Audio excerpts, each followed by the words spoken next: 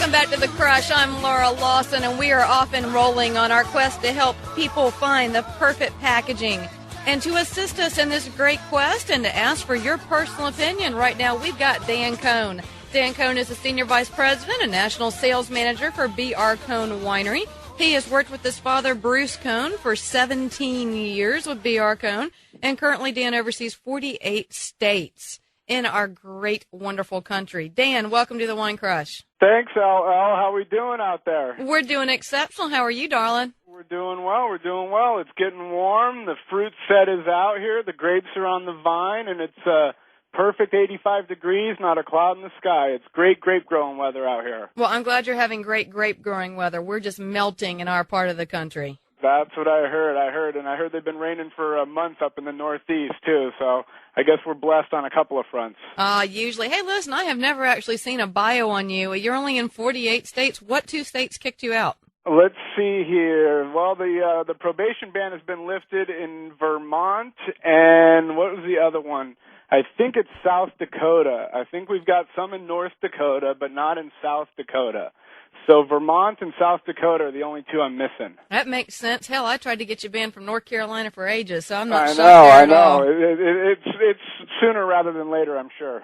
Fair enough. Well, listen, I have given our listeners a bit of a preview of what you and I had talked about. Tell us what's going on with B.R. Cohn and your ideas for changing the packaging and what your thoughts are there, darling. Well, that's what I kind of wanted to get a shot at, and I appreciate you putting this together. I was looking for insight because we've been doing our manager meetings up here and whatnot, and we're talking about the future of wine and the way that it's going.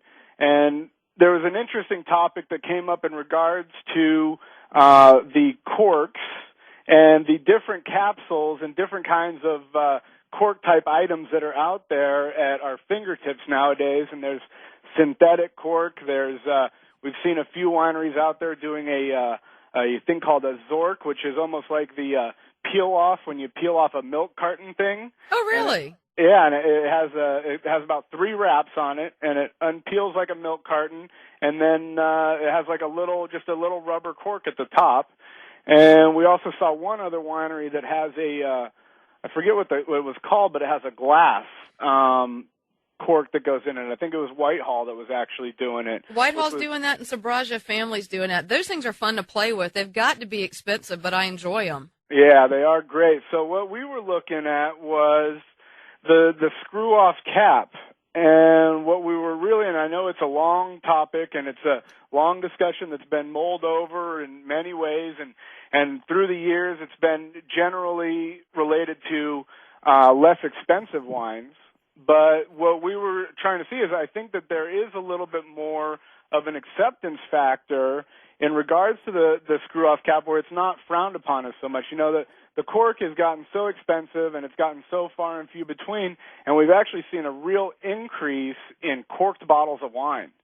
And I've talked to a few bartenders and some of our ultra-premium restaurant owners that, you know, these guys on Friday, Saturday nights will have 5 or 6 deep at the bar, and anything that they pour by the glass, it's very difficult for them to be back there pulling 5 or 6 corks on bottles of wine when they're waiting for 20 or 30 people are waiting for their drinks. Well, I have to agree. I'm one of the other people on the other side of the bar that gets annoyed when he has to take that extra time to get the bottle opener out, to actually put the screw in there, to actually open the bottle. It takes me another, 20, 40 seconds to get my glass of Chardonnay. It bothers me. Tell me about it. And the quicker I can get to the juice in the bottle, the better off I am.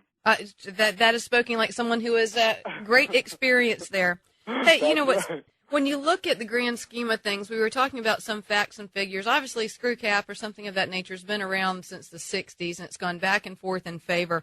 I just read something in New Zealand. Only 1% of all the packaging had a screw cap in 2001. In 2005, 75% of the packaging had definitely gone to a screw cap, and obviously we all know about New Zealand's meteoric rise as far as taking over in the country. So I think, obviously, that it's something that Americans are getting comfortable with.